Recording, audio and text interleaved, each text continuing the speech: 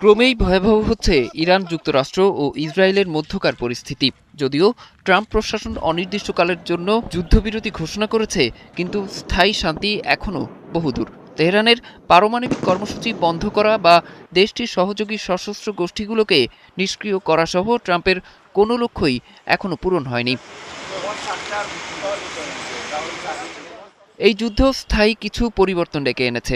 বিশ্লেষকরা দু ধরনের পরিণতির কথা বলছেন, একটি স্বল্পমেয়াদী, অন্যটির মেয়াদ হবে দীর্ঘ। 2 সপ্তাহের প্রাথমিক যুদ্ধবিরতির পর অনির্দিষ্টকালের যুদ্ধবিরতি কার্যকর হওয়াকে স্বল্পমেয়াদী প্রভাব হিসেবে দেখছেন তারা, কিন্তু দুপক্ষের চাওয়া পাওয়ায় ব্যাপক মতপার্থক্য থাকায় স্থায়ী শান্তির সম্ভাবনা খুব কাছাকাছি সময়ে দেখছেন না বিশ্লেষকরা। তারা বলছেন, যুদ্ধের প্রভাবে পারস্য উপসাগরীয় অঞ্চলের অর্থনৈতিক পরিস্থিতি চিরতরে বদলে গেছে।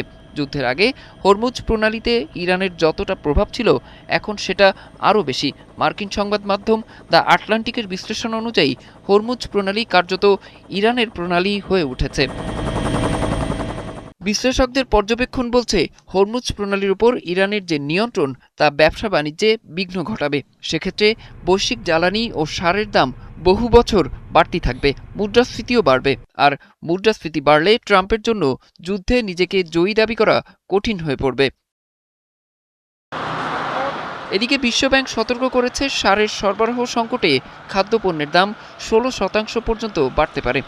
আইইএর মতে বিশ্ব এখন ইতিহাসের সবচেয়ে বড় জ্বালানি নিরাপত্তার হুমকিতে দাঁড়িয়ে। বিশ্লেষকদের মতে পরিস্থিতি এমন পর্যায়ে পৌঁছেছে যে এটি এখন আর অস্ত্রের যুদ্ধ নয়, বরং কে কার অর্থনৈতিক চাপ বেশি সইতে পারবে সেই স্নায়ুযুদ্ধ।